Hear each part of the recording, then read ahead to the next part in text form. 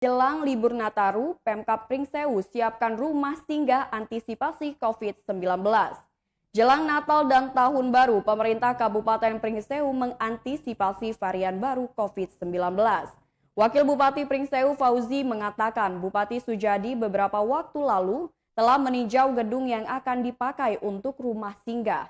Bangunan tersebut yakni Gedung Sarana Pengelolaan dan Promosi IKM milik Dinas Koperindak Pringsewu di Pekon Tulung Agung, Kecamatan Gadingrejo, Kabupaten Pringsewu.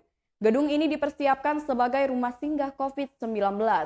Fauzi saat ditemui di DPRD Pringsewu Selasa 30 November 2021 mengungkapkan bahwa artinya pihaknya mengantisipasi adanya kemungkinan baik itu namanya varian baru atau gelombang baru COVID-19.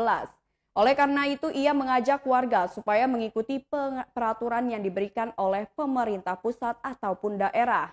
Menurut Fauzi, jelang Nataru ada PPKM level 3, ini pengaturan namanya, bukan penutupan. Ia juga mengingatkan kepada ASN yang ada di lingkungan pemerintah Kabupaten Pringsewu supaya menyesuaikan aturan. Selama Nataru, menurutnya tidak boleh cuti dan tidak boleh bepergian jauh, kecuali sakit atau keperluan keluarga yang sangat urgent. Menurutnya itu dilakukan untuk menghadapi kemungkinan adanya varian baru COVID-19. Saat ini kasus COVID-19 di Bumi Jejama Secancanan sangat menurun.